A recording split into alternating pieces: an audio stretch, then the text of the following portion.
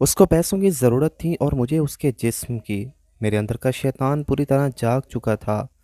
جب میں کمرے میں اس کے پیچھے داخل ہوا، وہ برقع پہن رہی تھی۔ مجھے اس کا مجرا دیکھتے ہوئے مسلسل 10واں دن تھا۔ کیا غضب کی نئی چیز ہیرا منڈی میں آئی تھی۔ اس کا نام بلبل تھا۔ جب وہ ناچتی اور تھرکتی تھی تو جیسے سب تماشبین محو ہو جاتے۔ روزانہ اس کو ناچتا دیکھ کے میری شیطانی ہوس مزید پیاسی ہوتی جاتی، اور میں نے فیصلہ کر لیا کہ اس سے ضرور ملوں گا۔ میں ہر قیمت پر اسے حاصل کرنا چاہتا تھا۔ اس دن مجرے کے دوران وہ بجھی بجھی سی دکھائی دے رہی تھی۔ اس کے ناچ میں وہ روانی بھی نہیں تھی، لیکن مجھے اس سے ملنا تھا، بات کرنی تھی اور معاملات طے کرنے تھے۔ مجرے کے اختتام پہ جب سب تماشبین چلے گئے تو میں بھی اٹھا۔ وہ کوٹھے کی بالکنی میں اپنی نائکا کے ساتھ کسی بات پر الجھ رہی تھی۔ دروازے کے تھوڑا سا قریب ہوا تو میں نے سنا کہ وہ اس سے رو رو کر کچھ مزید رقم کا مطالبہ کر رہی تھی، مگر نائکا اس کو دھتکار رہی تھی، اور آخر میں غصے میں وہ بلبل کو اگلے دن وقت پر آنے کا کہہ کر وہاں سے بڑبڑاتی ہوئی نکل گئی۔ بلبل کو پیسوں کی اشد ضرورت ہے، یہ جان کے میرے اندر خوشی کی ایک لہر دوڑ گئی۔ چہرے پہ شیطانی مسکراہٹ پھیل گئی کہ وہ ضرورت پوری کر کے میں اس کے ساتھ جو چاہے کر سکتا ہوں۔ میں اس کی جانب بڑھا۔ اس کا چہرہ دوسری طرف تھا اور وہ برقع پہن رہی تھی۔ پاس جا کر جب میں نے اسے پکارا تو وہ میری طرف مڑی۔ اس کا چہرہ آنسوؤں سے تر اور برف کی مانند ایسے سفید تھا جیسے کسی نے اس کا سارا خون نکال لیا ہو۔ اس کی یہ حالت دیکھ کر میں چکرا سا گیا اور اس سے پوچھا کہ کیا ہوا ہے، وہ ایسے کیوں رو رہی ہے۔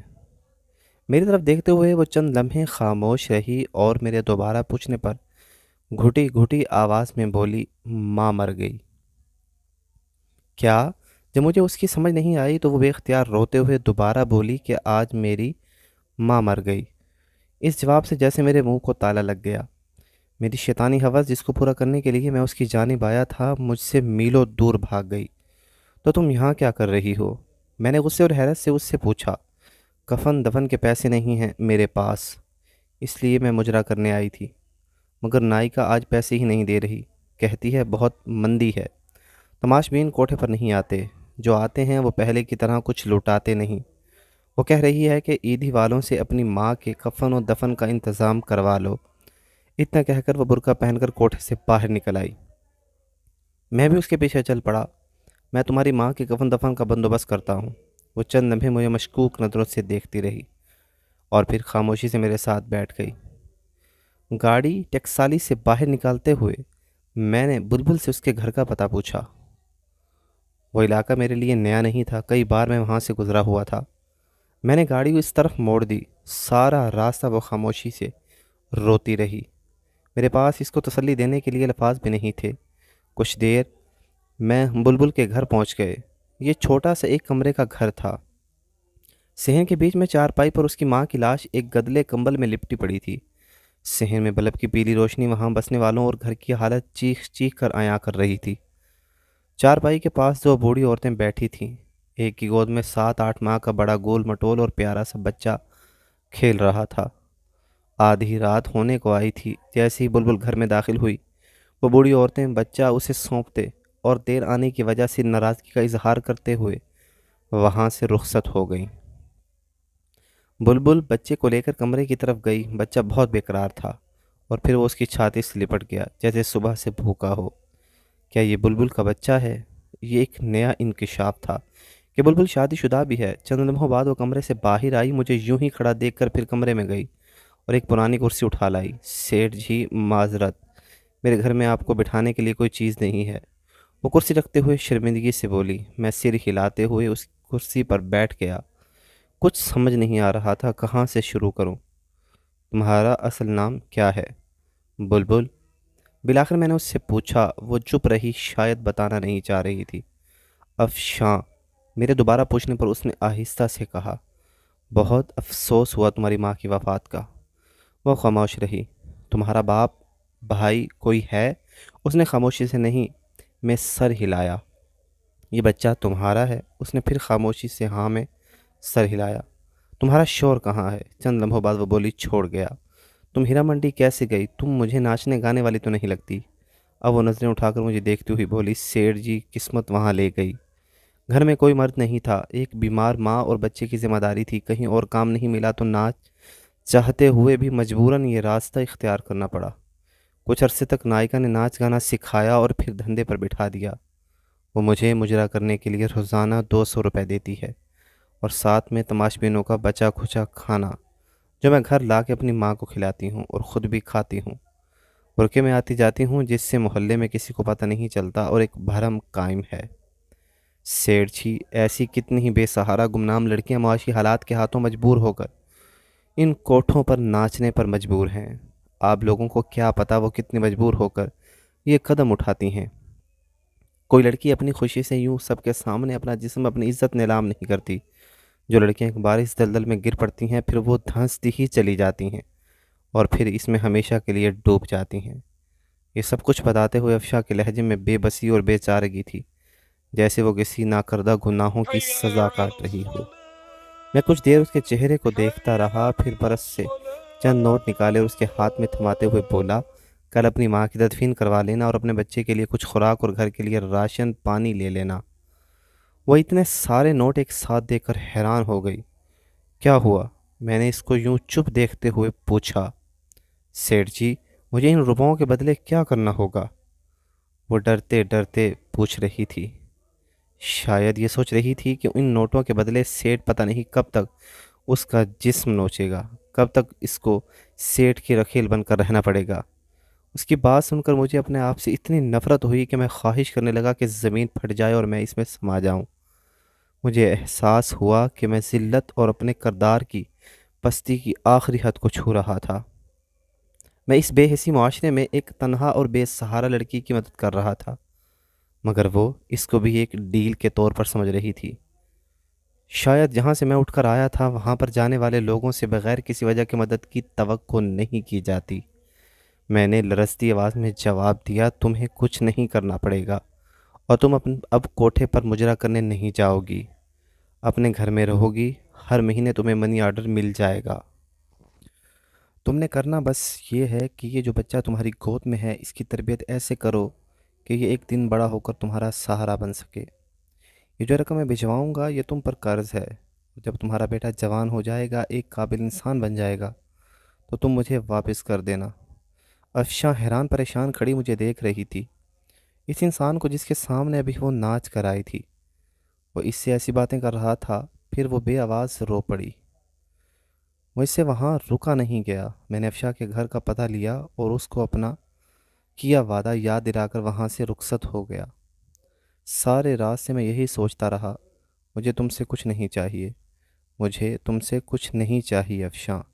جو تم نے مجھے دیا ہے میں اس کا احسان ساری عمر نہیں اتار پاؤں گا۔ تم نے مجھ میں دفن اس انسانیت کو جگا دیا جو میں دولت اور شیطانی ہوس کے نیچے دبا کر مار چکا تھا۔ تم نے مجھے پھر سے انسان بنایا ہے افشاں۔ اس واقعے کے بعد میں ان تمام برے کاموں سے توبہ کر کے اس کی بارگاہ میں گناہوں کا بوجھ لیے حاضر ہوا۔ ہر روز اس کے سامنے اپنے گناہوں کا اعتراف کرتا، اس سے معافی کی درخواست کرتا۔ میں باقاعدگی سے ہر ماہ افشا کو منی آرڈر بھجواتا رہا۔ کئی دفعہ دل کیا میں اس مسیحا کو مل کر آؤں جس کی وجہ سے مجھے ان تمام گناہوں اور بدکاریوں سے نجات ملی، مگر ہر دفعہ ایک شرمندگی آڑے آتی رہی۔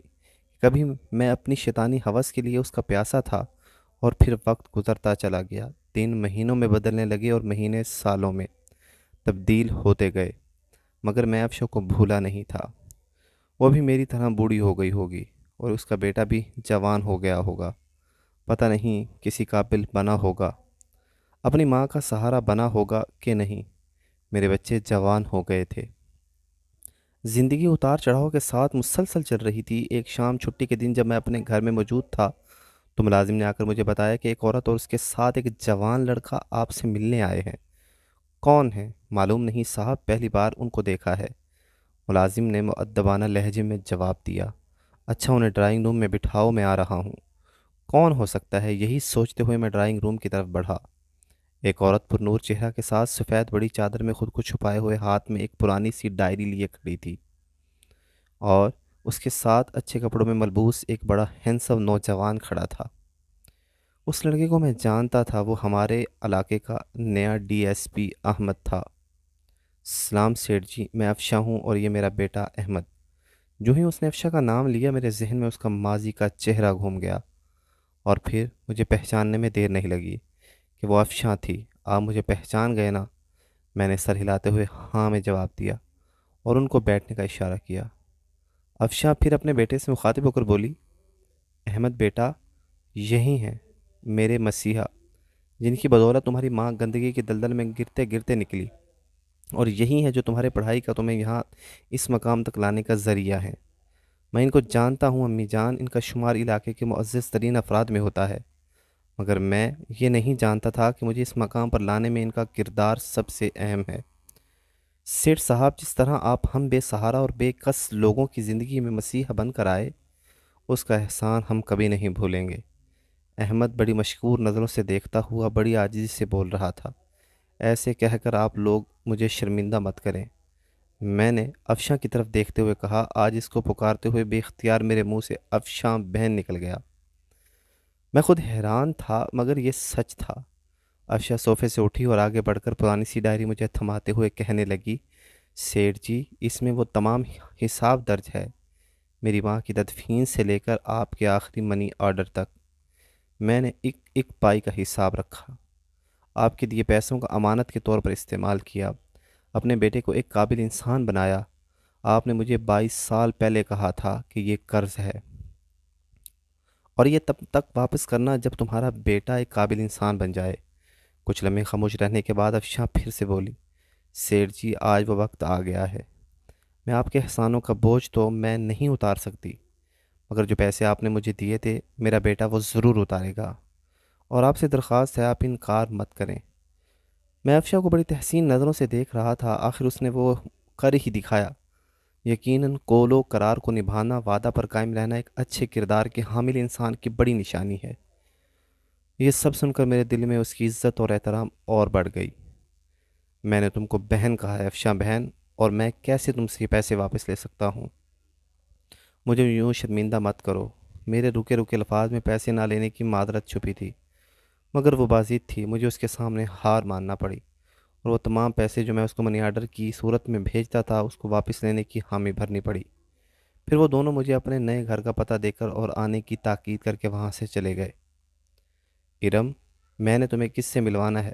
میرے ساتھ چلو گی؟ شام کو میں نے اپنی بیگم سے کہا۔ کیوں نہیں چلوں گی، مگر کون ہے اور کس سلسلے میں ملنا ہے؟ بیگم نے سوالوں کی بچھاڑ کر دی۔ میں نے روبی بیٹی کے لیے ایک لڑکا پسند کیا ہے، تم مل لو، اگر تم کو پسند آ جائے تو پھر اس کے بعد روبی سے بات کر لینا۔